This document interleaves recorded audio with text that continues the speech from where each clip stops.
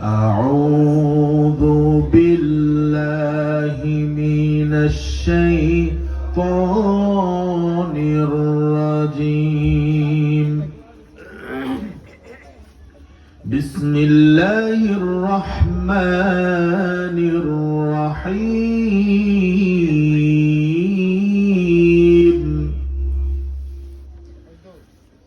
ألف لام را. كتاب أنزلناه إليك لتخرج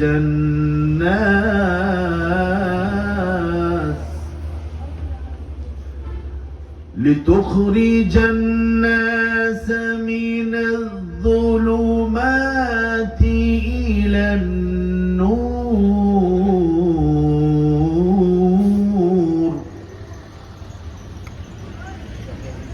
بإذن ربهم إلى صراط العزيز الحميد.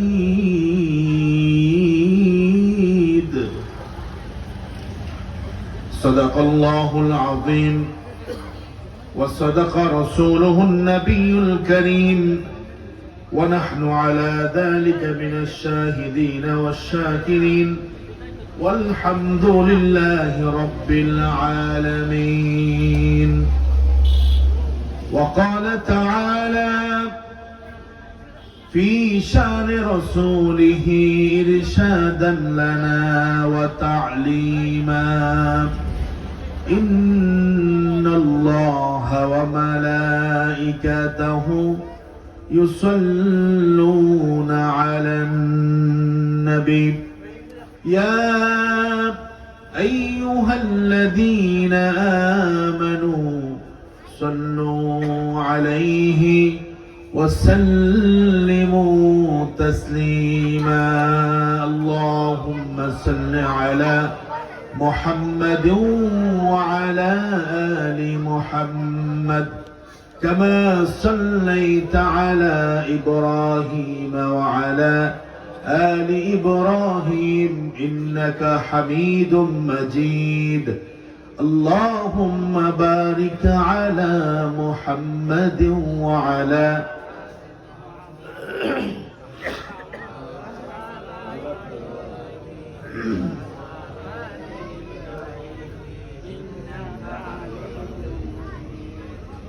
সকল প্রশংসার মালিক কে?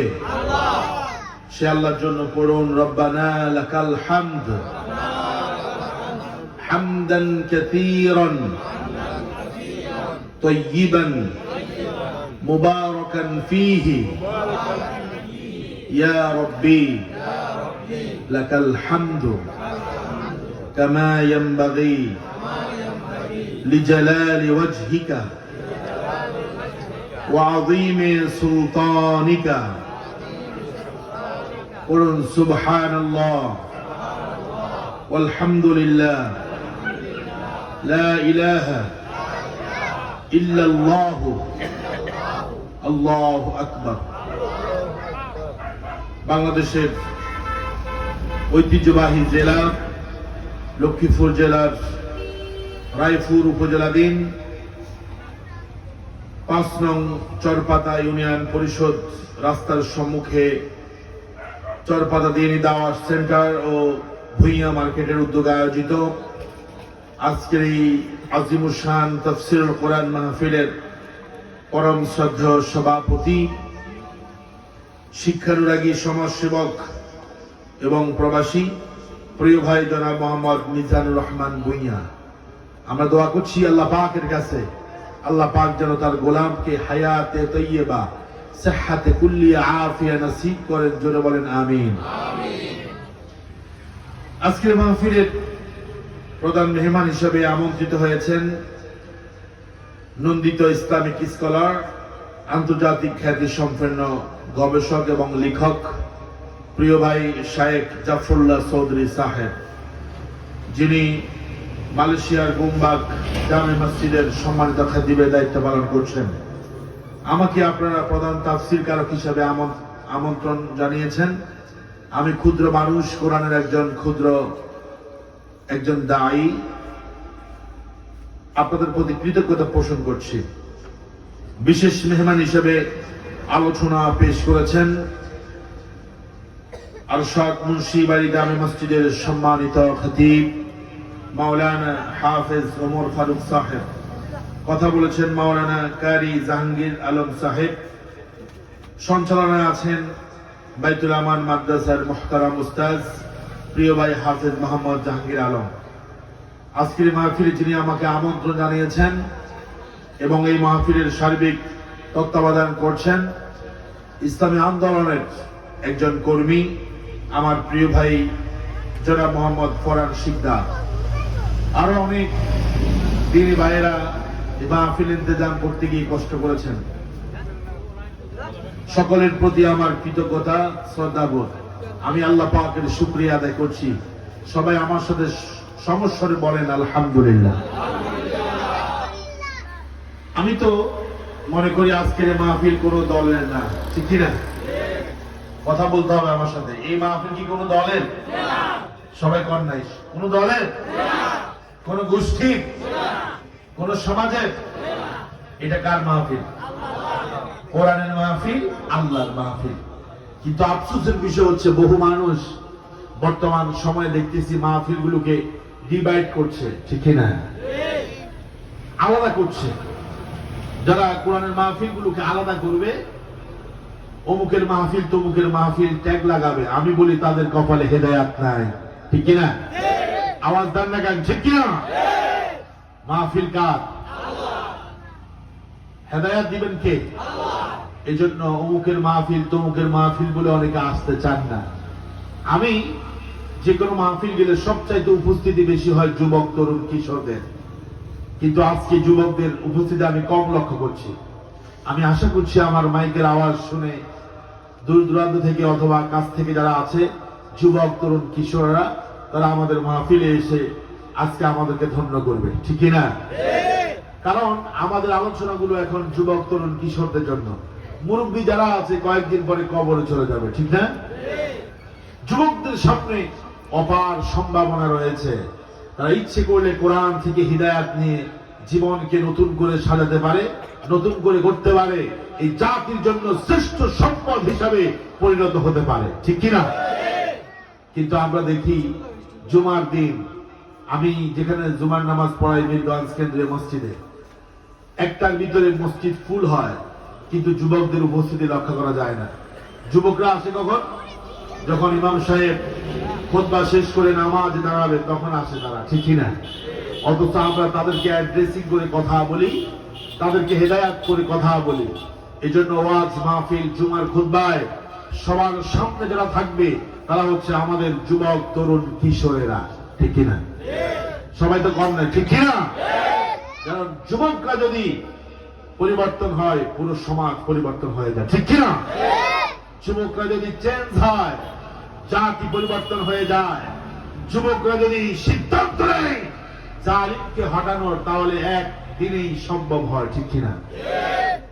যেটা আমরা বিগত দিনে দেখেছি, যুবকরা সিদ্ধান্ত নিলে অনেক কঠিন কাজকে যিনি সহজ করে দেন তিনি কে? এখন আমার সাথে কি আপনার কথা বলবেন না চুপ থাকবেন? 50% কথা বলে, 50% চুপ থাকে। এটা হচ্ছে একটা ক্লাস। এটা কি? কোরআনের ক্লাস। ক্লাস যদি শিক্ষার্থীরা চুপ থাকে তাহলে শিক্ষক কিন্তু ভালো করে পড়াতে পারে না। এই জন্য আমার কথার সাথে আপনারা রেসপন্স করতে হবে, সাড়া দিতে হবে। কারা কারা আমার কথার জবাব দিবেন একটু হাত করে দেখান। লিল্লাহে তাকবীর, লিল্লাহে তাকবীর। আমার কাছে অনেক আনন্দ লাগতেছে আজকে যারা বসছে সবাই মনোযোগী শ্রোতা। মিজানুর রহমান আজহারি গত 11 তারিখে সিলেট এমসি কলেজ ময়দানে কথা বলেছে। মানুষ হয়েছে 25 থেকে 30 লাখ। আল্লাহু আকবার। কত? 25 থেকে 30 লাখ। এটা অনুমান করা হয়েছে। কমও হতে পারে, বেশিও হতে পারে। আচ্ছা, উনি কিন্তু ঠিক করে কথা বলতে পারলেন না। কেন? কারণ এখান দিয়ে ধাক্কা, ওখান দিয়ে ধাক্কা, এখান দিয়ে ঠেলাঠেলি, ওখান দিয়ে গুতাগুতি, ঠিক কিনা? এই জন্য আমি মনে করি বড় প্রোগ্রামের চাইতে মিডিয়াম আকারের প্রোগ্রাম গুলো ভালো। ওখানে বক্তাও সুন্দর করে কথা বলতে পারে আর শ্রোতাও কথাগুলো বুঝতে পারে, কোনো ডিস্টার্ব হয় না। এই জন্য আমার কাছে বড় প্রোগ্রামগুলো চাইতে ছোট প্রোগ্রামগুলোকে ভালো মনে হয়, ঠিক না? আমার আগামীকাল যেখানে মাহফিল লক্ষ্মীপুরের সদরের মধ্যে জকসিম বাজারের পাশে, প্রধান মেহমান হচ্ছেন আল্লামা তারিক মুনাওয়ার, লন্ডন ইস্ট জামে মসজিদের যিনি সাবেক খতিব ছিলেন না আপনারা? আমি আজকে ময়দানটা দেখে আসলাম, 1 লক্ষ মানুষ বসতে পারে বা এরকম একটা বিশাল মাঠ তারা আয়োজন করেছে, বিশাল মাঠ তারা নিয়েছে। আমার ভাইয়েরা, বড় বড় প্রোগ্রামগুলো তো আমরা কথা বলি, ছোট প্রোগ্রামের কথা বলি, তবে তুলনামূলক বড় প্রোগ্রামের চাইতে আমার কাছে ছোট প্রোগ্রামগুলো ভালো লাগে, কারণ এখানে কোনো বিশৃঙ্খলা নাই। একটি কিতাব কোরআন মানুষগুলোকে শান্ত করে দেয়, ঠিক কিনা? তবে আরেকটা কথা আপনাদেরকে বলি, কোরআনের পাখি আল্লামা দিলার হোসেন সাইদি, প্যারেড ময়দান চট্টগ্রাম, নাম শুনছেন আপনারা? প্যারেড ময়দানে তিনি যখন তাফসীর করতেন 5 দিন ব্যাপী, 5 দিন তিনি কথা বলতেন, 5 দিনের প্রধান মেহমান তিনি ছিলেন। মাঠের মধ্যে উত্তেজনা, চিল্লা চিল্লি, যখন তিনি বলতেন নাহমাদুহু ওয়া নুসাল্লি, নাহমাদুহু বলে যখন তিনি কথা শুরু করতেন, লক্ষ লক্ষ তাওহীদি জনতা সেকেন্ডের ভিতরে চুপ হয়ে যেত। আল্লাহু আকবার। আচ্ছা কোন তো এটা কি সাইদি সাহেবের মুআজিজা না কোরআনের মুআজিজা? হাদা ইজাজুল কোরআন, হাদা ইজাজুল কোরআন, এটি হচ্ছে কোরআনের মুআজিজা। কোরআন অশান্তকে শান্ত করে দেয়, বিশৃঙ্খল পরিবেশকে সুশৃঙ্খল করে দেয়, আনডিসিপ্লিনড জায়গাকে ডিসিপ্লিন করে দেয় আল্লাহর কোরআন, ঠিক কিনা? আমি শুনেছি এবং তদন্ত চলছে, মিজানুর রহমান আজহারীর মাহফিলে যারা মারামারি করেছে, স্টেজের সামনে যারা মারামারি করেছে, ধাক্কাধাক্কি করেছে, এরা হতে পারে নাশকতা করার জন্য, কোরআনের মাহফিলের বদনাম করার জন্যই তারা এটা পরিকল্পিতভাবে করেছে। এটা আমার সন্দেহ হচ্ছে এবং তদন্ত হচ্ছে, ঠিক কিনা? আমরা যতক্ষণ এখানে বসবো, চুপচাপ বসবো, মনোযোগ দিয়ে শুনবো, তাহলে আমাদের উপরে যিনি রহমত নাজিল করবেন তিনি কে? আরো জোরে বলেন না, তিনি কে?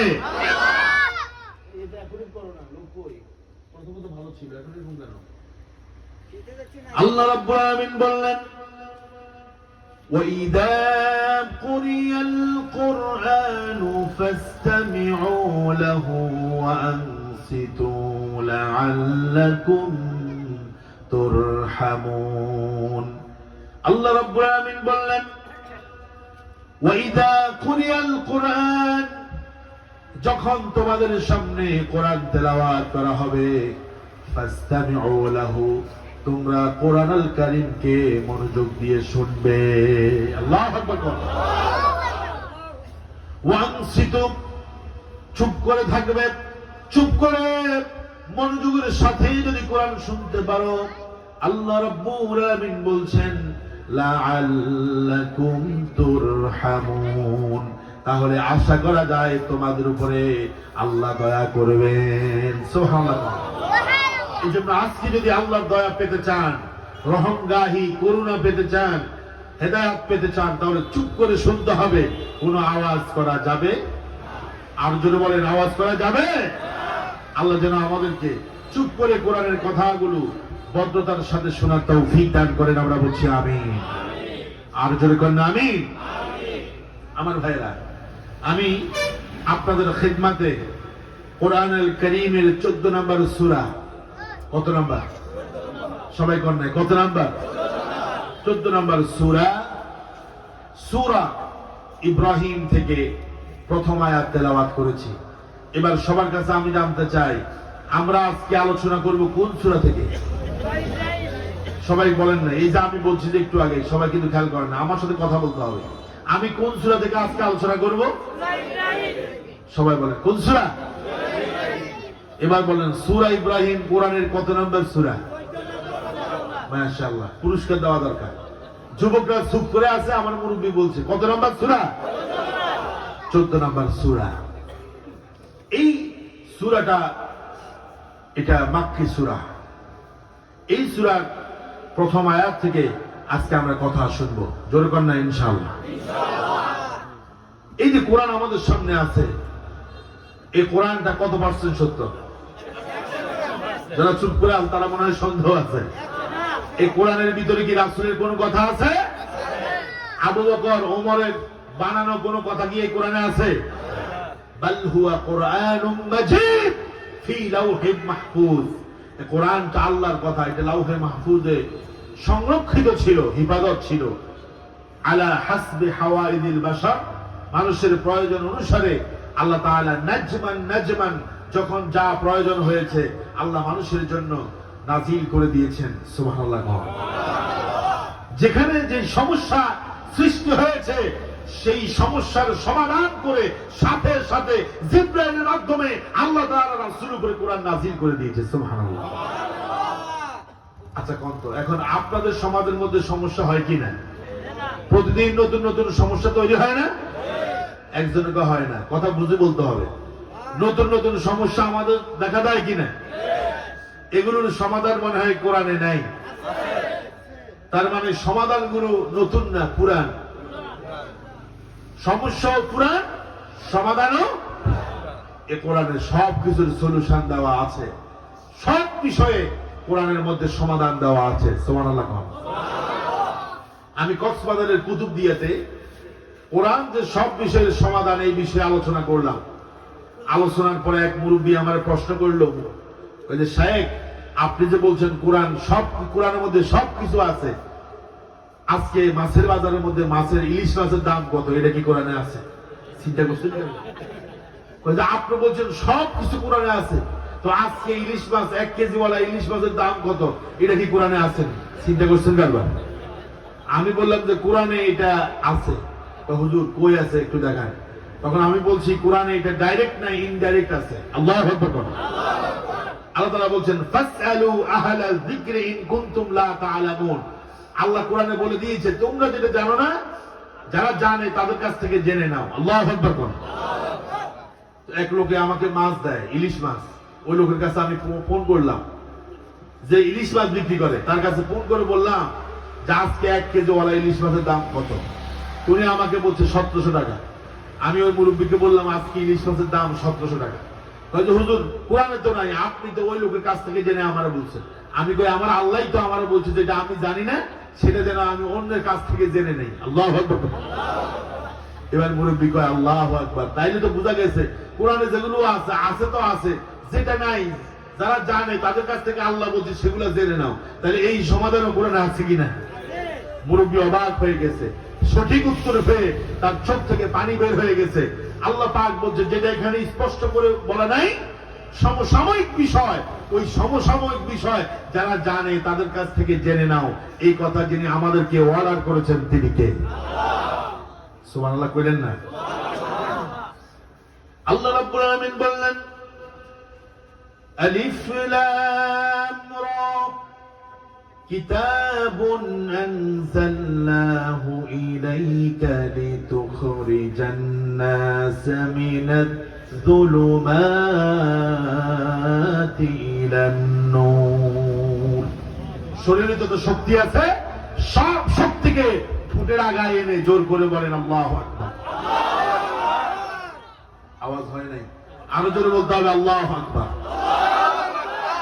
চরিত্রহীন নেতার পিছনে যদি জোরে স্লোগান দিতে পারেন, আল্লাহর নামের স্লোগান আসতে হবে কেন? ঠিক না? সবাই মিলে আবাল বৃদ্ধ বনিতা আমার এখানে যারা আছেন মুসল্লিরা, আমার প্রিয় ভাইরা, সবাই মিলে আবারও বলেন আল্লাহু আকবার। বিগত দিনে আওয়াজ করে তো আল্লাহু আকবার বলতে পারেন নাই, এখন সময় সুযোগ আসছে কাজা কাপ্পারা সহ বলতে হবে। ঠিক কিনা? আরো জোরে আকাশ বাতাস মুখরিত করে বলেন আল্লাহু আকবার। স্লোগান দিয়েছেন কার নামে? কারে বড় বলছেন? সব সময় কাকে বড় বলবেন? আল্লাহ পাক বলছেন কিতাবুন, এই আল কোরআন, তোমাদের কাছে যে কোরআন আছে এই কোরআনটাকে আমি নাজিল করেছি। ও নবী, আপনার কাছে কোরআনটাকে আমি নাজিল করে দিয়েছি। কেন নাজিল করেছি? কোরআন নাজিলের উদ্দেশ্য আছে না নাই?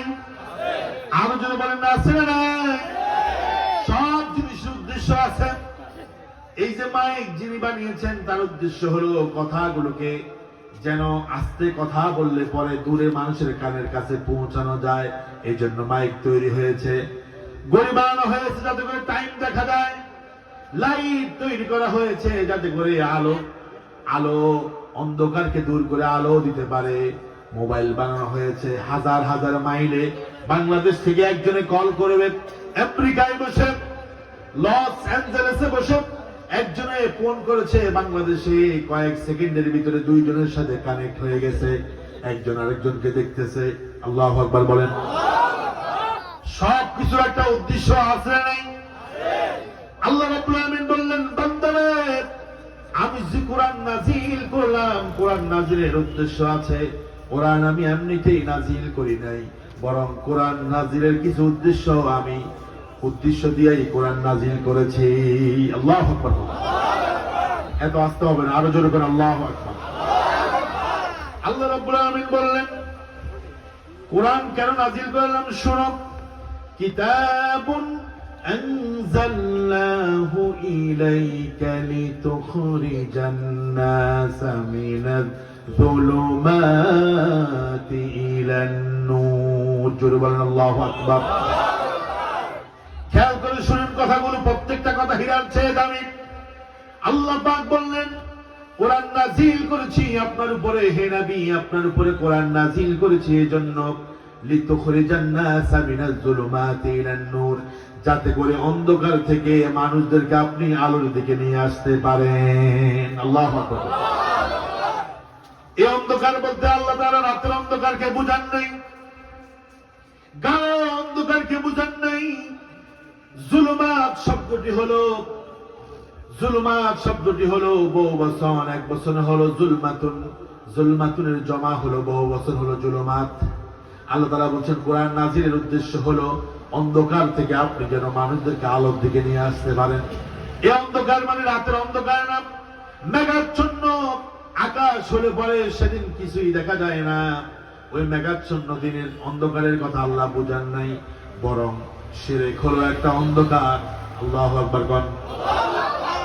শিরক হলো একটা অন্ধকার, কুফর হলো একটা অন্ধকার, নিফাক হলো একটা অন্ধকার, জুলুম হলো একটা অন্ধকার, গীবত হলো একটা অন্ধকার, শিকায়াত হলো একটা অন্ধকার, হারাম এটা হলো একটা অন্ধকার, মাদক এটা একটা অন্ধকার, জুয়া এটা একটা অন্ধকার।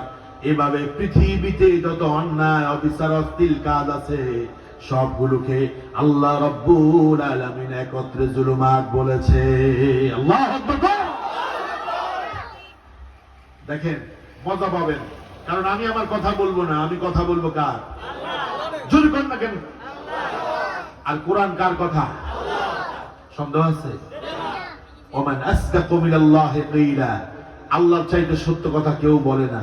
ওমান আসদাকু মিনাল্লাহি হাদিসা, আল্লাহর চাইতে সত্য কথা পৃথিবীর কেউ বলতে পারে না। আমার ভাইয়েরা, তাহলে কোরআন নাজিলের প্রথম উদ্দেশ্য আমরা জানলাম। কোরআন মানুষকে অন্ধকার থেকে, অন্যায় থেকে, জুলুম থেকে, পাপাচার অবিচার অশ্লীলতা থেকে আলোর দিকে নিয়ে যায়। আল কোরআন নূরুন, কোরআন হলো একটা আলো। ইউনাব্বিরু আসহাবাহু, যে কোরআন পড়বে, কোরআন বুঝবে, কোরআন অনুযায়ী চলবে। আল কোরআন ইউনাব্বিরু আসহাবুল কোরআন, যে কোরআন মানে, কোরআন বুঝে, কোরআন অনুযায়ী চলে, কোরআনের রাজ কায়েম করার জন্য চেষ্টা করে, আল্লাহর কোরআন তাকেও আলোকিত বানায়া দেয়। আল্লাহু আকবার। ওমর রাদিয়াল্লাহু তাআলা আনহু অন্ধকারের ভিতরে ছিল, গাঢ় কালো কুফরির ভিতরে, অন্ধকারের ভিতরে ছিল।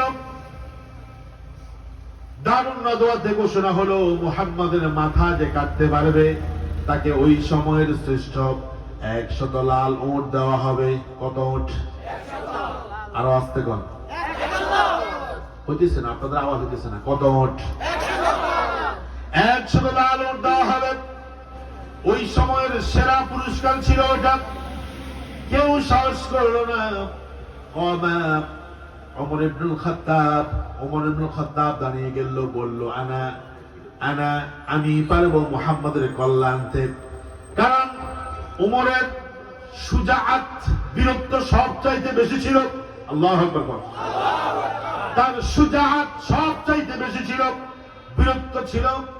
সবার তরবারি থাকতো খোপের ভিতরে, কিন্তু ওমরের তরবারি থাকতো খোলা, সাথে সাথে অ্যাকশন। ঠিক কিনা কর? আমাদের দেশে স্লোগান দেয় অ্যাকশন টু অ্যাকশন ডাইরেক্ট, এরকম আর কি। ওমর রাদিয়াল্লাহু তাআলা আনহু দাঁড়িয়ে গেল। ফাকামা ওমর ওয়া ক্বালা আনা, সে বলল আনা, আমি পারব। পুরো দেরি নেই, ঘোড়ার উপরে উঠলো, তরবারি হাতে নিল, যাচ্ছে আল্লাহ রাসূলের কল্যাণ আনার জন্য। প্রতিমধ্যে একজন সাহাবীর সাথে দেখা হয়ে গেল। ওই সাহাবীর নাম হলো আবু নাঈম। আবু নাঈম বলল আইনা তাযহাবু ইয়া ওমর, ও ওমর কোথায় যাও নাঙ্গা তলোয়ার নিয়ে, খোলা তলোয়ার নিয়ে? আজকে মনে হয় তোমার গতিমতি ভালো না। ওমর বলছে নাঈম তুমি ঠিক বলেছ, আজকে কোরআন প্রচার কেন করতেছে মুহাম্মদ? সব মানুষগুলোকে তার দলে নিতেছে, সবাই এখন ইসলামের ছায়া দলের দিকে চলে যাচ্ছে, সব মানুষ মুসলমান হয়ে যাচ্ছে, আমি তাকে শেষ করে ফেলবো, দুনিয়া থেকে বিদায় করব। আবু নাঈম বলল তুমি বিদায় করো মুহাম্মদকে, পরে বিদায় করো, কিন্তু তোমার ঘরেই তো মুসলমান। আল্লাহু আকবার বলেন। আবু নাঈমকে ওমর জিজ্ঞাসা করলো কারা আমার পরিবারের মধ্যে কারা মুসলমান হয়েছে? আবু নাঈম বলল আপনার বোন ফাতেমা এবং তার স্বামী মুসলমান হয়েছে। ওমরের তো মেজাজ আরো খারাপ হয়ে গেছে, গরম হয়ে গেছে। নবীজির দিকে না গিয়ে ওমর চলে গেল তার বোন ভগ্নিপতিকে ধরার জন্য। ফাকরাআল বাবা, ফাকরাআল বাবা, দরজার মধ্যে নক করলো, আঘাত করলো। ভিতর থেকে আওয়াজ আসলো মানান্তা। ওমর বলছে আনা ওমর। ফাফতাহিল বাব, দরজাটা খোলো। ওমরের নাম শুনে বোন ভগ্নিপতি ভয় পেয়ে গেল, চিন্তা করলো না জানি কোন মুসিবতের মধ্যে পড়ে গেলাম। কিন্তু তাদের দিলের ভিতরে সাহস আছে, আজকে যদি আমরা মরেও যাই কোনো টেনশন নাই, কারণ ঈমান আনার পরে মরলেও কোনো অসুবিধা। বেঈমান হয়ে মরলে সমস্যা, মুসলমান হয়ে মরলে কোনো সমস্যা নেই, কারণ মুসলমান হয়ে যিনি মরতে বলেছেন আওয়াজ দিয়ে বলেন তিনি কে? আল্লাহ রাব্বুল আলামিন বললেন ইয়া আইয়ুহাল্লাযীনা আমানুত্তাকুল্লাহা হাক্কা তুকাতিহি ওয়া লা তামুতুন্না ইল্লা ওয়া আনতুম মুসলিমুন। আল্লাহু আকবার বলেন। খুব খেয়াল করে শুনেন। ওমর এখন ভিতরে ঢুকলো, দেখলো হাতের মধ্যে কোরআনের একটা নুসখা। ওমর বলছে মাযা তাকরাউন, তোমরা কি পড়তেছিলে এতক্ষণ? গুনগুন করে কি পড়তেছিলে? বোন বলল আমরা কোরআন পড়ছি, কোরআন পড়তেছি। এই কথা বলার পরে ওমরের গায়ের মধ্যে আরো আগুন দাউ দাউ করে জ্বলে উঠলো। এখনো মুসলমান নামের কিছু মুনাফিক আছে, গান বাজনার অনুষ্ঠান হলে তাদের কোনো সমস্যা নাই, কনসার্ট হলে সমস্যা নাই, কিন্তু আল্লাহর কোরআন তাফসীর হবে, মাহফিল হবে, এই কথা শুনলে নামদারি কিছু মুসলমান, নামদারি কিছু মুনাফিকের গায়ের মধ্যে আগুন ধরে। ঠিক কিনা? বিগত দিনও আমরা দেখেছি তাফসীর মাহফিলের মধ্যে 100 দিয়েছিল কোরআনের মজলিসকে ভঙ্গ করার জন্য। 100 দেওয়া এটা কোনো মুসলমানের কাজ হতে পারে না। এটা হলো আবু জাহাল, আবু লাহাব, উতবা, সাইবা, আবু গিলাদের কাজ। কথা বলো ঠিক কিনা? আমার ভাইয়েরা, কোরআনের কথা শুনে ওমরের গায়ের মধ্যে আরো আগুন ধরে গেল। এবার তিনি ওই কোরআনের নুসখাটাকে ধরতে চাইলেন। ফাতেমা, বোন ফাতেমা বলল না, এটা ধরা যায় না। আমার রাসূল বলেছেন ইন্নামাল মুশরিকুনা নাজাসুন, যারা মুশরিক তারা অপবিত্র, সুতরাং অপবিত্র লোক কোরআন ধরতে পারে না। ওমর বলছে কি করতে হবে? বলল এই কোরআন তুমি যদি ধরতে হয় তাহলে তোমাকে মুসলমান হতে হবে, ওযু করতে হবে। এই কথা শুনে ওমরের মেজাজ আরো খারাপ হয়ে গেল, পিটতে আরম্ভ করলো। পিটতে পিটতে শরীর থেকে পিটকে রক্ত দিয়ে বের হচ্ছিল। এরপরে ওরা কিন্তু বর্ষতা স্বীকার করলো না।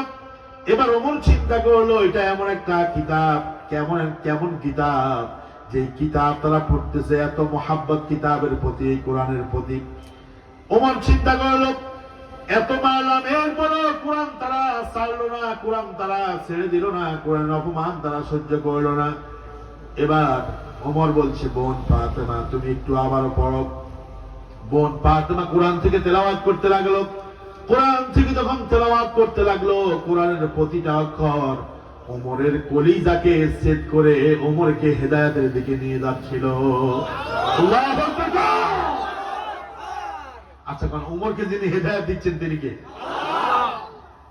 আবার রাসূলের চাচা আবু তালেব রাসূলের কাছেই ছিল। আবু তালেবের শরীরে এমন কোন জায়গা নাই যে শরীরের ওই জায়গার মধ্যে রাসূলের স্পর্শ লাগে নাই, কারণ আবু তালেব রাসূলকে কোলে নিয়েছে, আদর করেছে, চুমু খেয়েছে। শরীরের প্রতিটি অঙ্গের সাথে আবু তালেবের স্পর্শ হয়েছে। রাসূল তার ঘরে লালিত পালিত হয়েছে, বহুবার দাওয়াত দিয়েছে, কিন্তু আবু তালেব কোরআনের দাওয়াত কবুল করে নাই, ইসলাম কবুল করে নাই, হেদায়েত পায় নাই। বুঝা গেল হেদায়েত কার কাছে? আর যদি বলেন হেদায়েত কার কাছে? বোন কোরআন পড়তেছে, ওমর রাদিয়াল্লাহু তাআলা আনহুর দিলের ভিতরে হেদায়েত ঢুকতেছে। চিন্তা করো, আমি কেন বোনকে মারলাম, বগ্নিপতিকে মারলাম? অনুশোচনা জাগলো।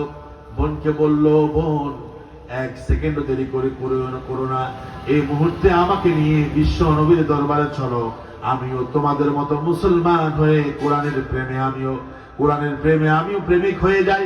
কোরআনটা এত মজা, এত ভালো লাগে, এই কোরআন যত শুনি ততই ভালো লাগে।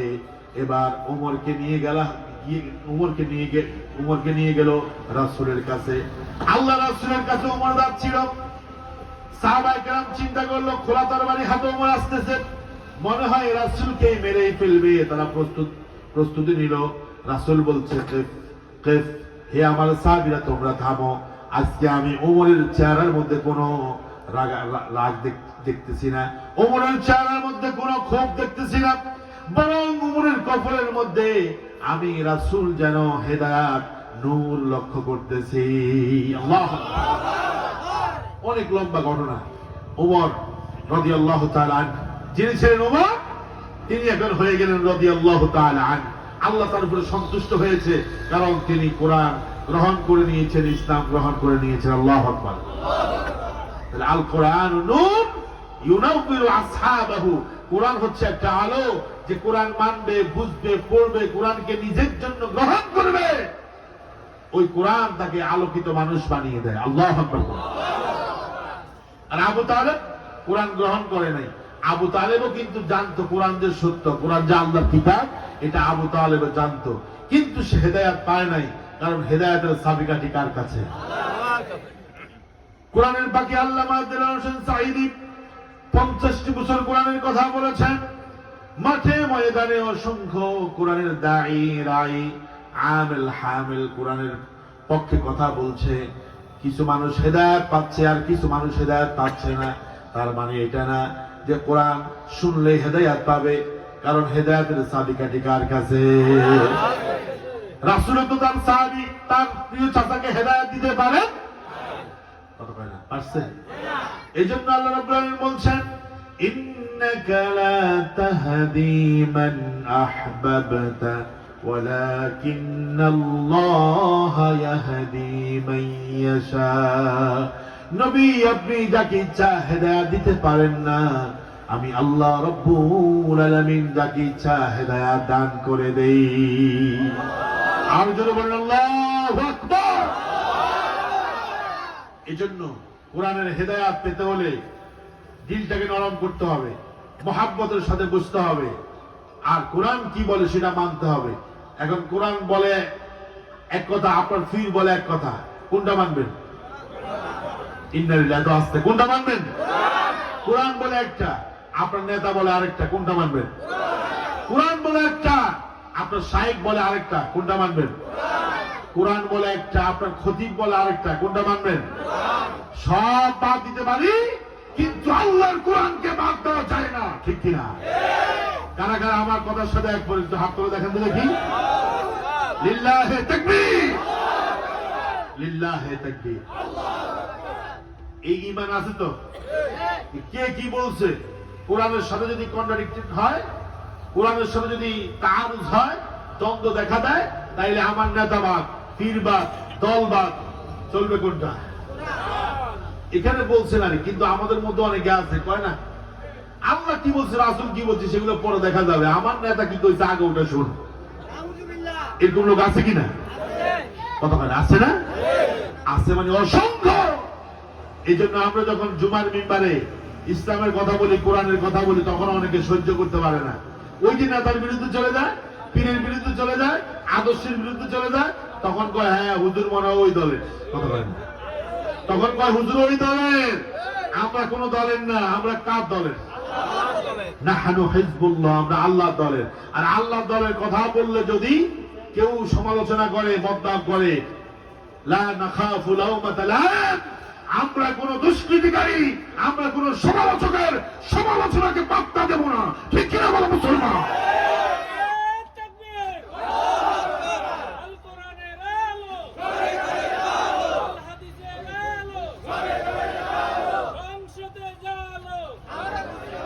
আল্লাহ কবুল করুন, বলুন আমিন। আমার সমাজ ভাইয়েরা, এবার বলেন তো দেখি, আমি শুরুতে আপনাদেরকে বলছি একটু সামনে আগে আসার জন্য, তাইলে আমাদের বাইরে কিন্তু আসতেছে বাইরে থেকে, তাইলে একটু ভালো হবে। একটু সামনের দিকে আসেন, একটু জিকির করেন লা ইলাহা ইল্লাল্লাহ, লা ইলাহা ইল্লাল্লাহ, সুবহানাল্লাহ ওয়ালহামদুলিল্লাহ, লা ইলাহা ইল্লাল্লাহ, সুবহানাল্লাহ।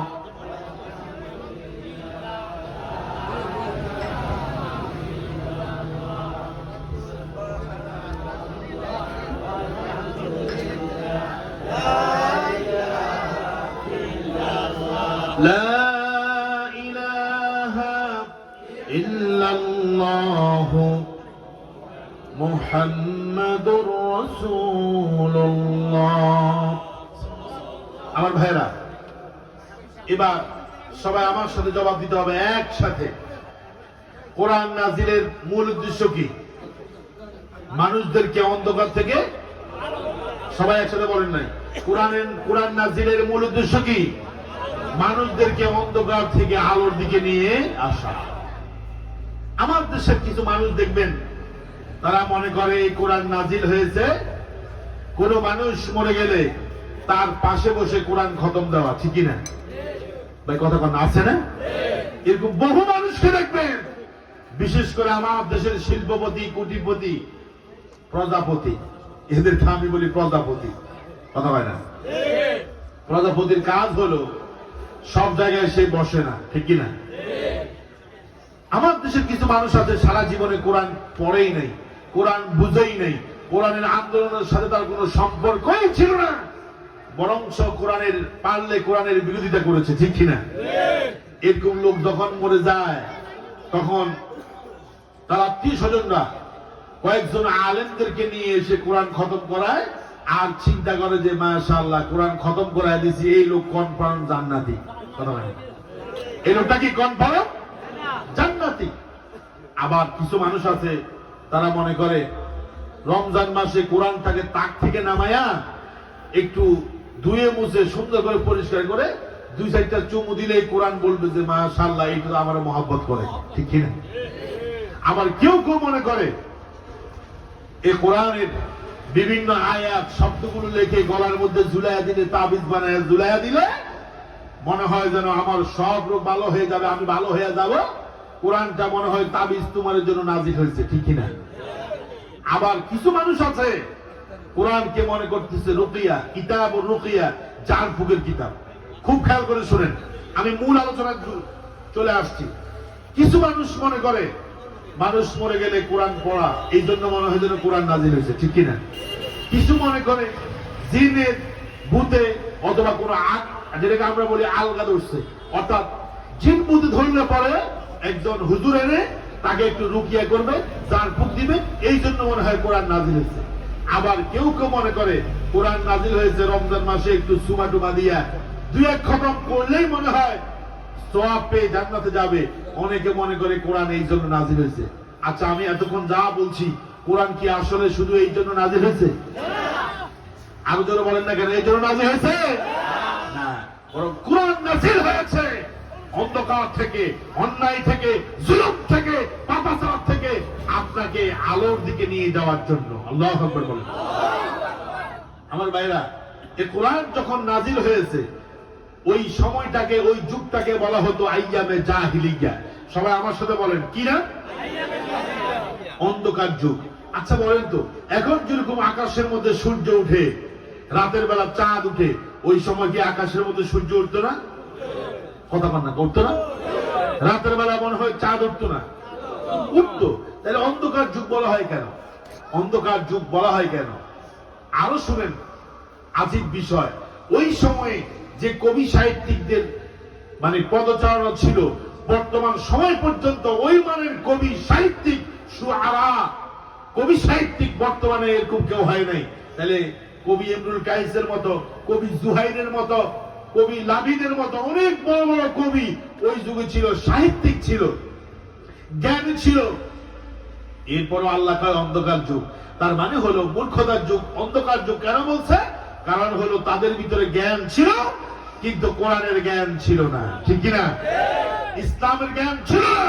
আর আমি বলি তার কাছে কোরআনের জ্ঞান থাকে না, ইসলামের জ্ঞান থাকে না, ওটা যত বড় বুদ্ধিজীবী হোক, সাহিত্যিক হোক, কবি হোক, ওটা জাহেল, ঠিক কিনা? আরো জন্য বলতে হবে, ঠিক কিনা? আমার ভাইয়েরা, ওই যুগটা ছিল এমন একটা যুগ, নিষ্ঠুরতার যুগ। আচ্ছা বলেন, এখানে যারা আছেন, আপনার যদি 5টা মেয়েও হয়, আপনি কি 5টা মেয়েকে কবর দিবেন? ইন্নালিল্লাহ, কথা কয় না, দিবেন? আপনার মেয়েটা যদি কালো হয়, প্রতিবন্ধী হয়, অটিজম, দেখতে সুন্দর না, কুচকুচে কালো, একটা চোখ আছে একটা চোখ নাই, একটা পা বাঁকা, এরপরেও কোন মানুষ ইচ্ছে করে তার কন্যাকে কোন কবর দিবে না, কোন সন্তানকে জীবিত কবর দিবে না, বিবিকে বাদ দেন। ওই সময়ের মানুষের চরিত্র ছিল, কন্যা সন্তান যখনই হতো চেহারাটা কালো হয়ে যেত, মেজাজটা গরম হয়ে যেত। আল্লাহ রাব্বুল আলামিন সূরা নাহলের 58 নম্বর আয়াতের মধ্যে এই কথাই বললেন, وَإِذَا بُشِّرَ أَحَدُهُم بِالْأُنثَىٰ ظَلَّ وَجْهُهُ مُسْوَدًّا وَهُوَ كَظِيمٌ। জাহিলি যুগের মানুষরা এত নিকৃষ্ট ছিল, এত অসভ্য অথর্ব ছিল। আল্লাহ পাক বলেন, যখন তাদেরকে কন্যা সন্তানের সুসংবাদ দেওয়া হতো, কন্যা সন্তান হয়েছে, কেউ গিয়ে বলছে আপনার মেয়ে হয়েছে, আপনার কন্যা সন্তান হয়েছে, এভাবে যদি তাকে সুসংবাদ দেওয়া হতো, যাল্লা ওয়াজহুহু মুসওয়াদ্দান, তার চেহারাটা কালো হয়ে যেত। সুন্দর চেহারা, আরব দেশের মানুষের চেহারাটা সুন্দর, ওই সুন্দর চেহারা মেয়ের কথা শুনলে কালো হয়ে যেত। ওয়াহুয়া কাযীব, রাগে গোসায় ক্ষোভে মেজাজটা গরম হয়ে যেত। এবার কোরআন যখন আল্লাহ রাসূল উপর নাযিল হয়ে গেল, কোরআন কিভাবে মানুষদেরকে অন্ধকার থেকে আলোর দিকে নেয় আমি বলতেছি, তাফসীর করতেছি। আল্লাহ পাক বলেন, ওদের স্বভাব ছিল মেয়ের কথা শুনলে চেহারা কালো হয়ে যেত। এখনো কিছু কিছু মানুষ আছে, মেয়ে সন্তান হইলে মেজাজ খারাপ করে, ছেলে হইলে ফেসবুকের মধ্যে পোস্ট করে আলহামদুলিল্লাহ আল্লাহ আমার একটা ছেলে দিছে, কিন্তু মেয়ে হয়েছে বারবার, কয়েকটা মেয়ে হয়েছে, ফেসবুকে দূরের কথা বন্ধু বান্ধবরাও খবর দেয় না, ঠিক কিনা? কেউ মিষ্টি চাইলে মিষ্টিও খাওয়ায় না, আছে নাই? এমনও ঘটনা ঘটেছে আমাদের এলাকাতে, ঘন ঘন মেয়ে হয় কেন, এই জন্য বউরেও তালাক দিছে, আছে নাই? আমি বলি ওই জাহিলি যুগের মতো এই লোকটাও জাহেল, ঠিক কিনা? ওরা ছিল, তাদের অন্তরটা ছিল বড় শক্ত, নিষ্ঠুর ছিল। এই কোরআন তাদেরকে এই নিষ্ঠুর চরিত্র থেকে কোরআন কেমনে তাদেরকে আলোর দিকে নিয়ে এসেছে দেখেন। কোরআন বলছে, ইয়াহাবু লিমান ইয়াশাউ ইনাসাও ওয়া ইয়াহাবু লিমান ইয়াশাউ যুকুর। ওই জাহিলি যুগের মানুষদেরকে লক্ষ্য করে আল্লাহ পাক কোরআন আল কারীমের সূরা শুরার ভিতরে বললেন, তোমরা যে বিবিকে তালাক দিচ্ছ, ঘন ঘন মেয়ে সন্তান কেন প্রসব করতেছে? মেয়ে সন্তান প্রসব করার কারণে স্ত্রীকে তালাক দাও, খবরদার স্ত্রীকে তালাক দিবে না। এই যে মেয়ে সন্তান হয়েছে, এখানে স্ত্রীর কোনো দোষ নাই। আল্লাহু আকবার বলেন, আরো জোরে বলেন আল্লাহু আকবার। দেখেন, অন্ধকার থেকে, তাদের খারাপ বিবেক থেকে, বুঝ থেকে কেমনে কোরআন তাদেরকে ভালোর দিকে নেয়, আলোর দিকে নেয়। আল্লাহ পাক বললেন সূরা শুআরা 49 এবং 50 নম্বর আয়াতে, আল্লাহ পাক বলছেন, ছেলে মেয়ে পৃথিবীর কারো নাই। আল্লাহু আকবার বল। তোমার বিবির কোনো দোষ নাই। ইয়াহাবু লিমান ইয়াশাউ ইনাথা, আল্লাহ যার ইচ্ছা মেয়ে দান করে। আল্লাহু আকবার বলেন। ওয়া ইয়াহাবু লিমান ইয়াশাউ যুকুর, আল্লাহ যার ইচ্ছা করে ছেলে দেয়। কথা বলে না? দেখবেন যে একজনের সব ছেলে কোনো মেয়ে, আবার একজনের হলো সব মেয়ে কোনো ছেলে। যেমন আমাদের চাচা দাদারা 6 ভাই, কোনো মেয়ে নাই। আমার কিন্তু কোনো ফুফি। আবার অনেক জায়গায় আছে সব মেয়ে কোনো ছেলে। আল্লাহ পাক বলেন আমি ইচ্ছে করলে কাউরে ছেলে দেই, আবার কাউরে ইচ্ছে করলে মেয়ে দেই। আউ ইউজাউইজুহুম যুকরানা ওয়া ইনাথা, আবার ইচ্ছে যখন করি ছেলেও দেই মেয়েও দেই। আল্লাহু আকবার। ويجعل من يشاء عقيما, আবার আল্লাহ পাক বলেন আমি যদি ইচ্ছা করি কাউরে ছেলেও দেই না মেয়েও দেই না, তারে আমি বন্দা বানায়া দেই। আল্লাহু আকবার। এবার জাহিরি যুগের মানুষেরা চিন্তা করছে কি রে, আমরা মনে করছি ঘন ঘন মেয়ে হইলে মহিলার দোষ। এখন আল্লাহ কোরআন দিয়ে আমাদেরকে হেদায়েত দিতেছে যে ছেলেও দেয় কে? আর কথা বলেন, ছেলে দেয় কে? মেয়ে দেয় কে? আবার ছেলে মেয়ে দুইটার সংমিশ্রণ করে দেয় কে? আবার আকিমা, আল্লাহ কয় আমি বন্দা বানাই, মানে ছেলেও নেই মেয়েও নেই কিচ্ছু নেই, সব করে কে? এবার জাহিরি যুগের লোকেরা হেদায়েত গ্রহণ করছে কোরআন থেকে, এবার তারা আস্তে আস্তে হেদায়েতের পথে আসতেছে। তাহলে কোরআন যে মানুষকে অন্ধকার থেকে মূর্খতা থেকে, কথা বলে না, মেয়ে হইলে বউ তালাক দিতে হবে, এটা হলো মূর্খতা, এটা হলো জুলুমাত, এটা হলো জুলমাত অন্ধকার। আর আলো হইলো যা আল্লাহ দেবের সিদ্ধান্ত নেই সেটাই হয়। আল্লাহু আকবার বলেন। দেখেন কি নিষ্ঠুর তারা ছিল, অন্তরটা কত কঠিন ছিল। ওই যুগের মধ্যে তারা একজন আরেকজনকে সহ্য করত না। জোরদার মুলুকদার, কে কেমনে খাইবে, কেমনে জোর করে খাইবে, এই চেতনা ছিল তাদের। এই যে 5 তারিখের আগে 16টা বছর আমরা দেখেছি জোরদার মুলুকদার, ঠিক কিনা? ওরা ক্ষমতায়, ওরা মিছিল করবে, ওরা মিটিং করবে, মানববন্ধন করবে, হরতাল করবে, সব করবে। অন্যরা মিটিং করতে পারবে না, মিছিল করতে পারবে না, মানববন্ধন করতে পারবে না, কোন মিটিং তারা করতে পারবে না, ঠিক কিনা? আমি বলি ওই জাহিলি যুগের সাথে তাদের কোনো পার্থক্য ছিল? ফেরাউনের চরিত্রের সাথে কোন চরিত্রের পার্থক্য ছিল? কোথাও যদি আমি ফেরাউনের আলোচনা করি তখন শুনবেন সব চরিত্রের সাথে মিল, একটাও মিল নেই। আমি অবাক হয়ে যাই মাঝে মধ্যে, আমার মনে হয় যেন ওই ফেরাউনের চরিত্রের উপরে পিএইচডি ডিগ্রি করছে, ঠিক কিনা? দেখেন কোরআন জাহিরি যুগের নিকৃষ্ট মানুষগুলোকে হেদায়েতের পথে আনি তাদের দিলকে এত নরম বানায় দিছে, তারা আল্লাহর জন্য ইসলামের জন্য নিজেদেরকে উৎসর্গ করে দিয়েছে। সুবহানাল্লাহ।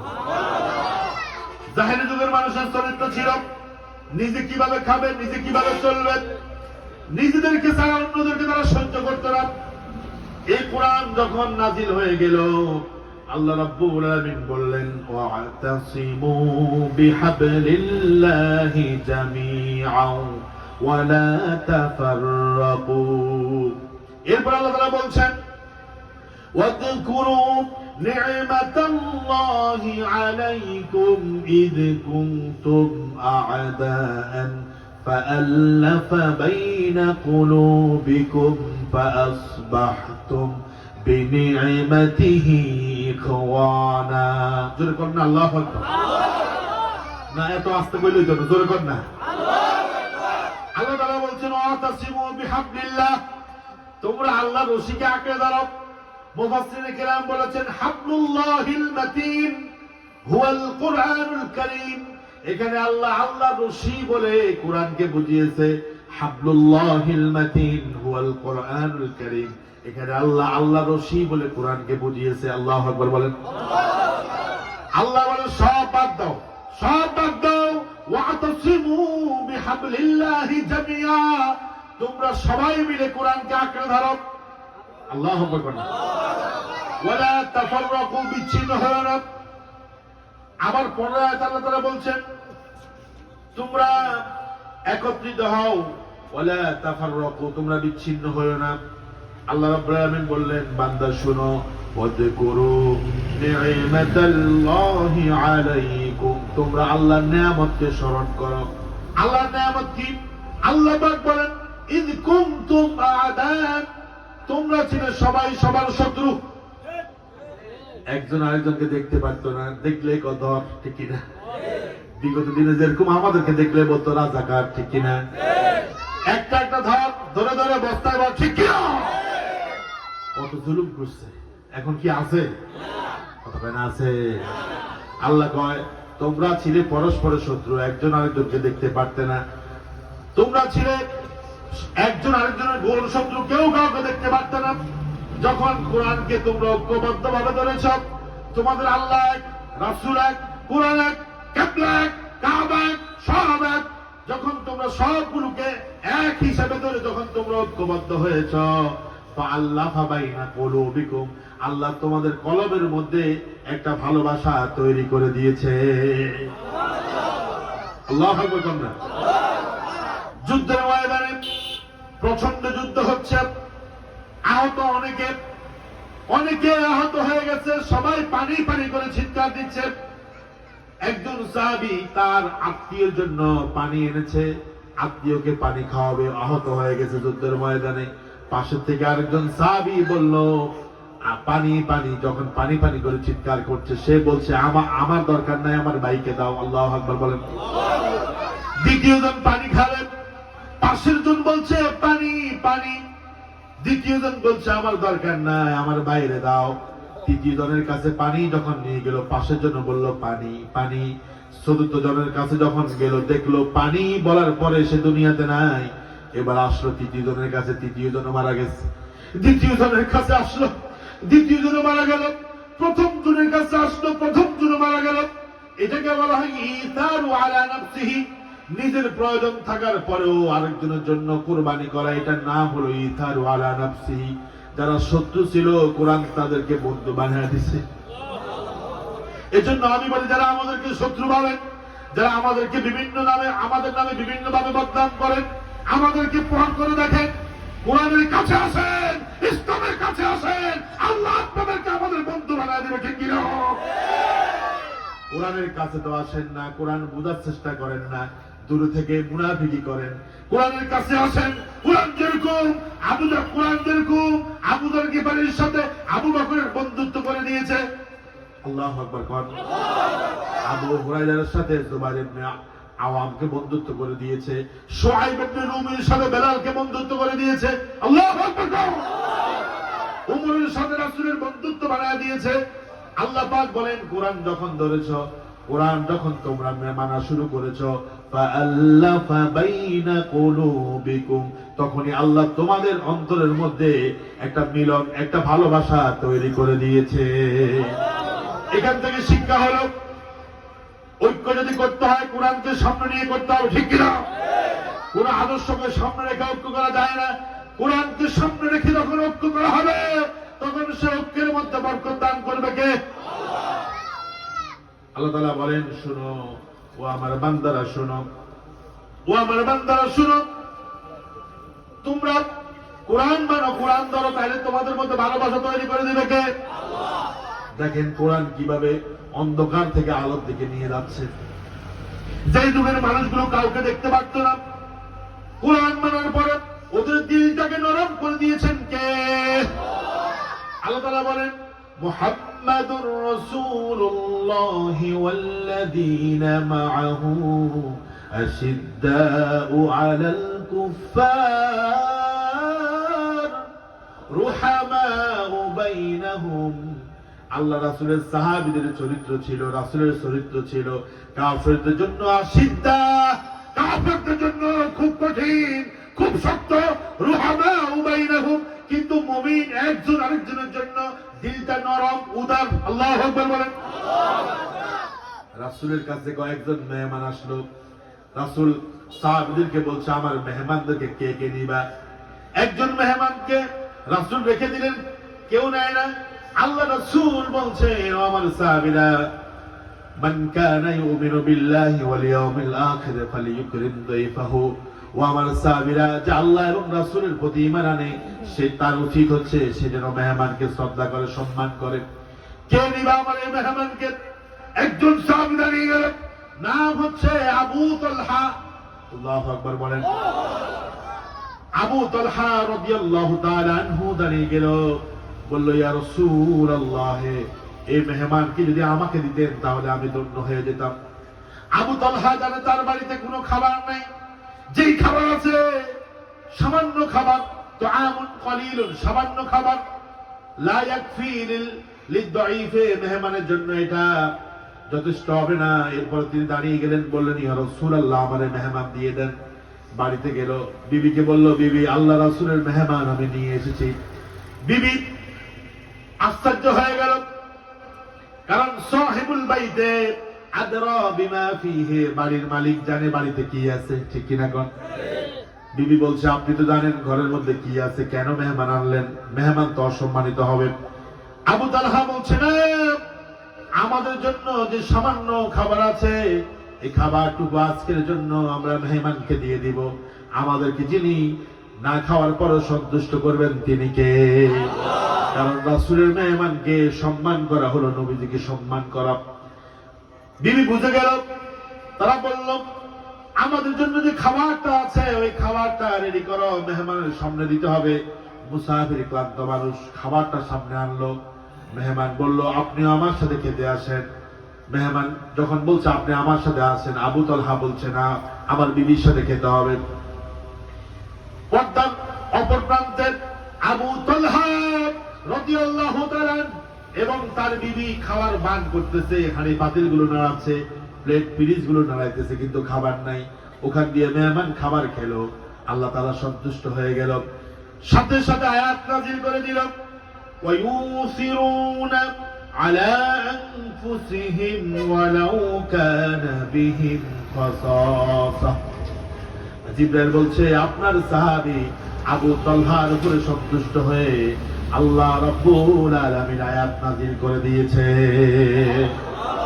আবু তালহা রাদিয়াল্লাহু তাআলা আনহু ফজরের নামাজ পড়তে আসলেন। নবীজি বললেন, ইয়া আবা তালহা লাকা বুশরা, ও আবু তালহা, তোমার জন্য সুসংবাদ আছে। আবু তালহা বলল, ইয়া রাসূলুল্লাহ, মাল বুশরা, কি সুসংবাদ? রাসূল বলছে, তোমার উপরে আল্লাহ তাআলা সন্তুষ্ট হয়ে গিয়েছে। কি মেহমানদারি তুমি করেছো আমি তো দেখি নাই। আমার রব তোমার মেহমানদারিতে খুশি হয়ে আরশে আযীম থেকে আয়াত নাযিল করে দিলেন। আল্লাহ পাক বলছেন, ওয়ায়ুথিরুনা আলা আনফুসিহিম, তাদেরও কি ছিল? চাহিদা ছিল, খাবারের চাহিদা তাদেরও ছিল, কিন্তু রাসূলের মেহমানকে সম্মান করতে গিয়ে ওয়ায়ুথিরুনা আলা আনফুসিহিম ওয়ালাউ কানা বিহিম খাসাসা, নিজেদের চাহিদা থাকার পরেও নিজেরা খায় নাই, ওই যে মেহমানকে খাওয়াইছে, আল্লাহ রাব্বুল আলামিন খুশি হয়ে আয়াত নাযিল করে দিয়েছে। আল্লাহু আকবার। এই যে দিলটা নরম হয়ে গেছে, অন্যের প্রতি উদার ভালোবাসা, রেসপন্সিবিলিটি, ভালোবাসা, উলফত, মুহাব্বত, এটা তৈরি করছে কে? আল্লাহ। আর এটা তৈরি হয়েছে কিসের কারণে? আউযুল কারণে। কিসের কারণে? আমি বলি, যারা আজকে কোরআন ওয়ালাদেরকে, ইসলাম পন্থীদেরকে শত্রু মনে করেন, আপনারাও কোরআনের কাছে আসেন, দেখবেন আপনারাও আমাদের ভাই হয়ে যাবেন, সবাই আমরা ভাই ভাই হয়ে যাব, ঠিক কিনা? অনৈক্য আমাদের ভিতরে, অনৈক্য, অথচ আমাদের কোরআন কয়টা? আল্লাহ কয়জন? শেষ নবী কয়জন? আমাদের প্রভু এক নবীর উম্মত, জীবন বিধান ওই শিবানী কোরআন, ঠিক কিনা? তবে কেন এক হে মুসলমান, এক হও এক হও করিয়া আহ্বান, ঠিক কিনা? কতক্ষণ না, ঠিক কিনা? ঐক্য হওয়া দরকার আছে কিনা? আমরা যদি মুসলমানরা ঐক্য হতে না পারি, তাহলে আমাদের উপরে মহা আযাব যিনি চাপা দিবেন তিনি কে? আল্লাহ। আর যদি বলেন তিনি কে? বিশাল সুযোগ থাকার পরেও আমরা হুজুররাও এখন এক হইতে পারি নাই, ঠিক না? আমরা এখন এক হইতে পারি নাই, এক চাদরের নিচে আসতে পারি নাই। এই জন্য জালেমরা সুযোগ পাইলেই আবার আমাদেরকে ধরবে, ঠিক না? কম এই জন্য ঐক্য হতে হবে কোরআনের ভিত্তিতে, কোন আদর্শের ভিত্তিতে ঐক্য হওয়া যাবে না। মুসলমানদের ঐক্য হতে হবে কোরআনের উপরে। এই কথার উপরে কারা কারা একমত আছেন? দুয়া দেখতে চাই। লিল্লাহে তাকবীর, লিল্লাহে তাকবীর। এটা কোরআন যে মানুষদেরকে অন্ধকার থেকে আলোর দিকে নিয়ে আসে, বুঝতেছেন কথা নাকি বুঝতেছেন না? কোরআনের কারণে সাহাবীদের দিল নরম হলো, তারা মুসলমান হলো। কোরআনের কারণে যারা কন্যা সন্তানকে জীবিত দাফন করত, এরা হেদায়েতের পথে আসছে। আল্লাহু আকবার। একজন সাহাবী আসলো আল্লাহ রাসূলের কাছে, এসে বলল, ইয়া রাসূলুল্লাহ, জাহিলি যুগে আমার কন্যা সন্তানকে আমি নিজে দাফন করেছি। আল্লাহ তাআলা কোরআনের মাধ্যমে আমারে হেদায়েত দিয়েছেন, আমি আমার ভুল বুঝতে পেরেছি ইয়া রাসূলুল্লাহ। চোখ দিয়ে পানি ঝরতেছে। আল্লাহ রাসূল বললেন, তোমার হাতটা দাও। লোকটা হাতটা দিল। রাসূল বলল, তুমি যদি এখন কালেমা পড়ে মুসলমান হয়, ঈমান কবুল করো, তাহলে আল্লাহ রাব্বুল আলামিন তোমার জীবনের সমস্ত গুনাহ খাতা maaf করে দিবে। আল্লাহু আকবার বলেন। লোকটা এভাবে হাত দিল, আবার হাতটা সরায় নিল। আল্লাহ রাসূল বলছে, আমার সাহাবী, ইসলাম কবুল করলেন, মুসলমান হলেন, আল্লাহ তোমারে ক্ষমা করে দিবে, এটা কি তুমি বিশ্বাস করো না নাকি? লোকটা বলছে, রাসূল, আমি এত বড় অন্যায় করছি, নিজ হাতে আমার মেয়েটা দাফন করছি। দাফন করার সময় মেয়েটা বাবা বাবা করে চিৎকার দিয়েছে। ওই চিৎকারটা আমার কানের মধ্যে এখনো বাসে। রাতের বেলা যখন আমি ঘুমাতে যাই, আমার মেয়ের ওই বাবা বাবা শব্দটা আমার কানের কাছে আসলে আমি ঘুমাতে পারি না, আমি ঘুমাতে পারি না। রক্তের পিঙ্কি আমার গায়ের মধ্যে এখনো লেগে আছে। আমি যখন পাথর মারি, মেয়েটা বলছে, বাবা তোমার গায়ে রক্ত পড়তেছে। ওই নিকৃষ্ট কাজ আমি করেছি ইয়া রাসূলুল্লাহ, আল্লাহ কি আমারে মাফ করবে নাকি? আল্লাহ নবী বলছেন, ইন্নাল ইসলাম ইয়াহদিমু মা কানা ক্বাবলা। যে ব্যক্তি ইসলাম কবুল করে, খাঁটিভাবে মুসলমান হয়, তাওবা করে, আল্লাহ রাব্বুল আলামিন তার জিন্দেগীর সমস্ত গুনাহ খাতাগুলো maaf করে দেয়। আল্লাহু আকবার। সাহাবী মুসলমান হলো, আল্লাহ রাসূলের হাতে হাত রেখে কুরআন পড়া শুরু করলো। আল্লাহ রাসূল বলছেন, ইন্নাহু মিন আহলিল জান্নাহ।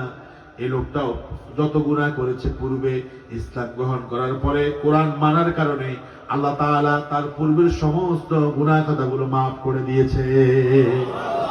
এজন্য আমি বলি, যারা এতদিন কোরআন মানেন নাই, কোরআন বুঝেন নাই, কোরআন কায়েমের আন্দোলনে শামিল হতে পারেন নাই, আজকে রাতেই তওবা করেন, ক্ষমা চান আল্লাহর কাছে। কোরআনের ছায়া তলে, পতাকা তলে আসেন। আল্লাহ রাব্বুল আমিন আপনার পূর্বের সমস্ত গুনাহ খাতা maaf করে আপনাকে ওমর রাদিয়াল্লাহু তাআলা আনহুর মতো হেদায়েতের পথে নিয়ে আসবেন, ঠিক কি না?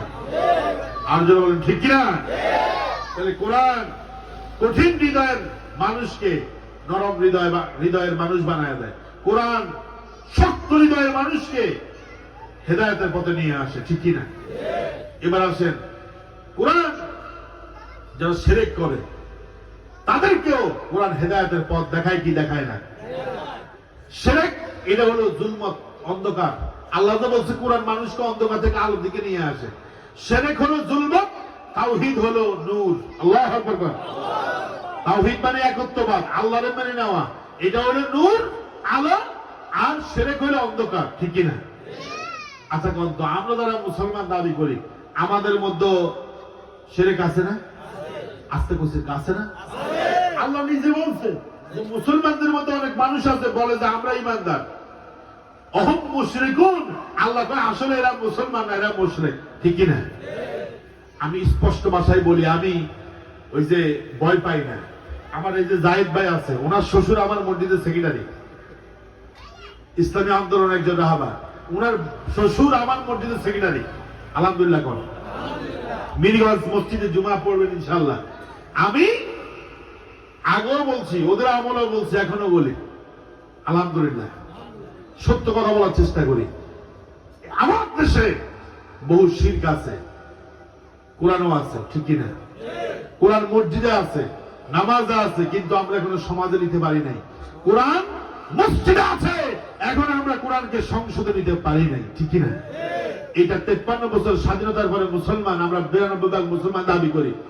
মিথ্যা কথা।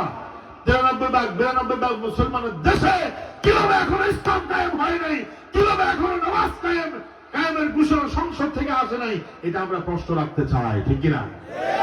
নায়িকা, গায়িকা, মডেল, শিল্পী, খেলোয়াড়, অপদার্থ, শয়তান, এগুলা নিয়ে সংসদের মধ্যে এমপি মন্ত্রী বানায়। ইসলাম কি কায়েম হবে? কোরআন কি কায়েম হবে? রাস্তার পাশে তারা গান গাইতো, তারপর গান গায়া 2-4 পয়সা করে পাইতো, এদেরকে সংসদের এমপি বানাইছে। পাইটে যায়, জোড়া দেওয়ার বুদ্ধি নেই, কথা বলে না। এই গান তারা গেছে বাংলাদেশের সংসদে নিয়ে, তাদেরকে সংসদকে অপবিত্র করা হয়েছে, ঠিক কিনা?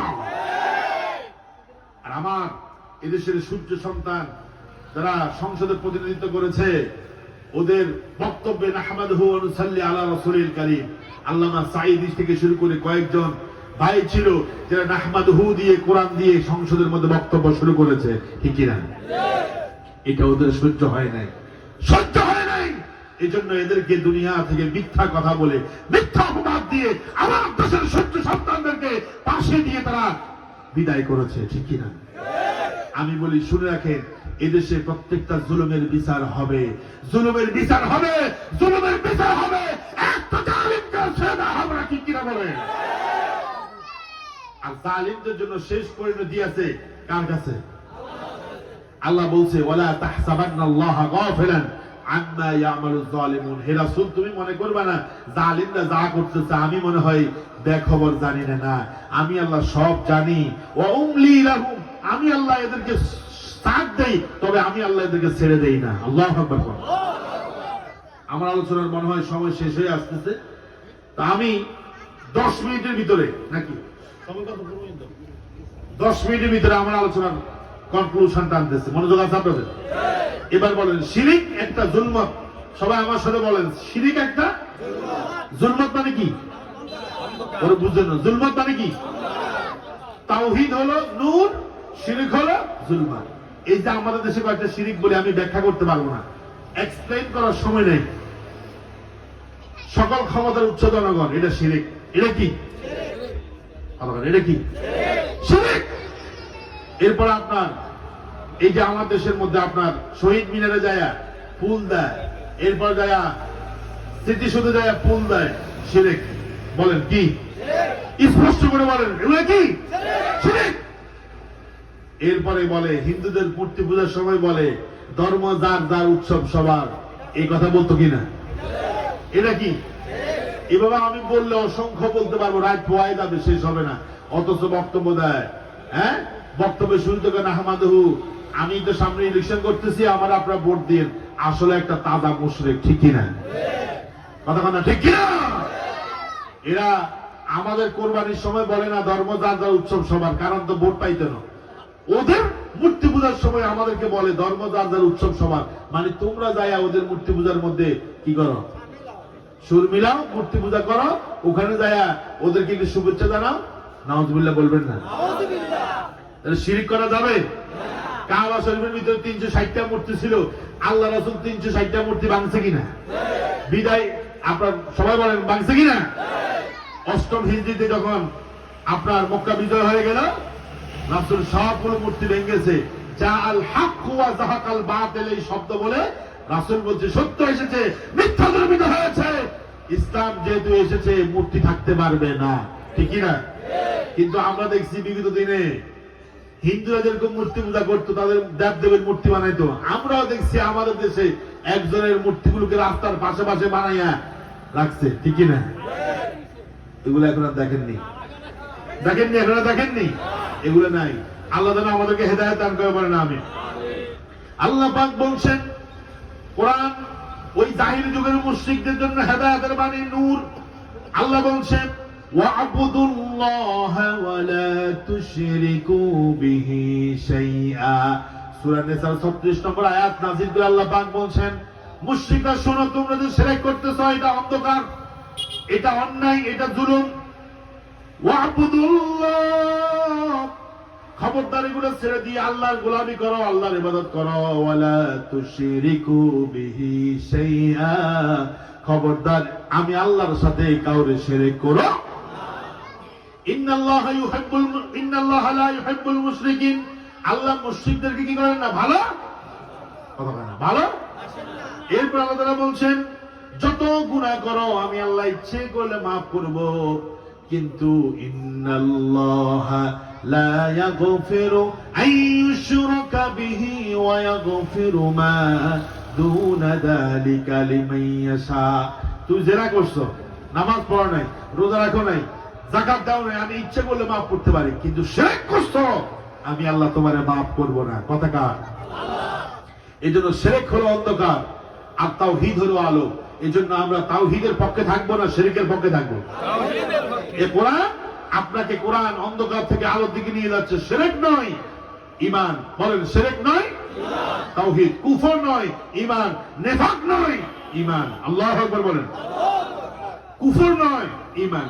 আল্লাহ পাক বলছেন ফামান ইয়াকফুর বিত-তাগুত ওয়া ইউমিন বিল্লাহ ফাকাদ ইসতামসাকা বিল উরওয়াতিল উসকা লা ইনফিসামা লাহা।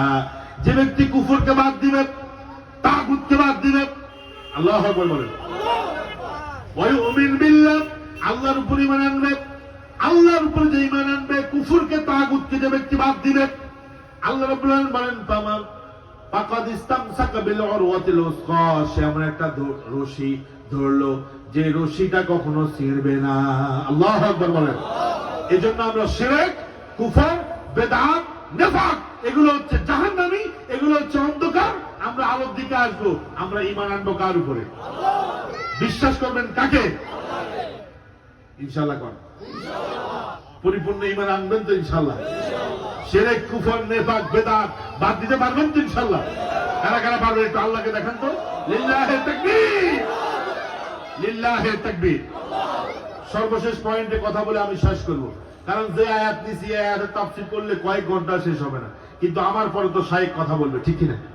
শেখ জাফরুল্লাহ চৌধুরী, আপনাদের এই এলাকার গর্ব, সারওয়াতু বাংলাদেশ, বাংলাদেশের সম্পদ, সারওয়াতু দুনিয়া। আমি মনে করি যে এই ইসলামিক বিশ্বের একটা সম্পদ, ঠিক কিনা? আপনাদের এই অঞ্চলের গর্বিত সন্তান, তিনি আমার পরে কথা বলবে। আপনারা খুশি না বেজার?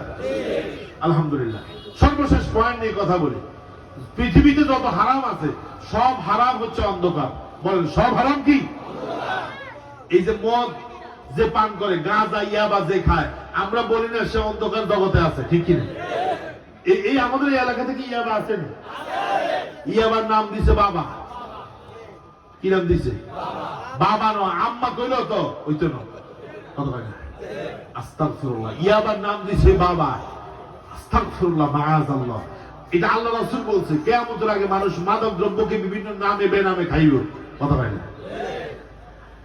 আমি বলি শুনে রাখেন, মদ, জুয়া, গাঁজা, হেরোইন, জিনা, ব্যভিচার, যত হারাম আছে সব হারামগুলো হলো জুলমাত। এই জুলমাত অন্ধকারের বিষয়ে কোরআনের মধ্যে হেদায়েত আছে না নাই? আর জোরবেন আছে না নাই? আল্লাহ তাআলা তার নবীকে বলছেন ইয়া আইয়ুহার রাসূলু কুলু মিন তাইয়্যিবাত কুলু মিনাত তাইয়্যিবাতি ওয়া'মালু সালিহা ইন্নী বিমা তা'মালুনা আলীম। কোরআনের সূরা আল মুমিনুন 11 নম্বর আয়াত। আল্লাহ পাক বলছেন হে রাসূল, আপনার জন্য যা কিছু আমি পবিত্র করছি সেগুলো খান। আল্লাহু আকবার কোন। আচ্ছা, সিগারেট এটা কি পবিত্র নেই? আমার আলোচনা শেষের দিকে আছে, আর 5 মিনিট। আচ্ছা কোন সিগারেট এটা পবিত্র না অপবিত্র? যারা খায় এরা কইতে না কথা বলে, হ্যাঁ, স্বাদে গন্ধে অতুলনীয়, স্বাদে গন্ধে। আমি একজনের বললাম যে আচ্ছা স্বাদ আর গন্ধ, স্বাদ বুঝলাম, গন্ধ এটা আবার কি? হুজুর টয়লেটের মধ্যে বসে অনেকে খায় তো ইয়াল্লাই, এখান দিয়ে স্বাদ, এখান দিয়ে গন্ধ, কথা না। আচ্ছা কোন পৃথিবীর এমন কোন খাবার কি আছে যে মানুষের টয়লেটে বসে খায়? কিছু খানাস আছে, তকনি আছে, এরা টয়লেটে বসে খায়, ঠিক কিনা? তো ওই মুরব্বী না বললে আমি জানতাম না। স্বাদ ঠিক আছে, গন্ধ হয়েছে ওই ওখানে খায়। ওদিন এক মুরব্বী দেখলাম সিগারেট খাইতেছে, খাইতে খাইতে একেবারে ওটা কি, এটা কি পিছনে যেটা থাকে, এটা কি বলে? হ্যাঁ, কোমের মতো এটা আর কি। মানে খাইতে খাইতে ওই পর্যন্ত আসছে, আর নাই। এরপরে জোর এক টান দিছে, ওটা সুন্দর জোরে তার একেবারে হাত পড়া গেছে। এরপরে কোন বাবারে বাবারে, মানে এত স্বাদ। দেখেন, পৃথিবীর কোন খাবারের বদনাম কোম্পানি করে না, কিন্তু সিগারেটের গায়ের মধ্যে লেখা থাকবে সংবিধিবদ্ধ সতর্কীকরণ, ধূমপান স্বাস্থ্যের জন্য ক্ষতিকর, ধূমপানের কারণে ফুসফুস ক্যান্সার হয়, লাংস নষ্ট হয়। আমি বলি যদি বলে কতক্ষণ পরে আজ যাই লাইব এরপরে খাইতো, খাওয়া ছাড়তো, ঠিক কিনা কোন? তাইলে মদ, গাঁজা, হেরোইন, পেনসিলিন, জেনা, ব্যভিচার যা আছে সবগুলো হলো জুলুমাত, ঠিক কিনা বলেন? সাহেব এসে গেছে, প্রধান মেহমান চলে আসছে, আমি শেষ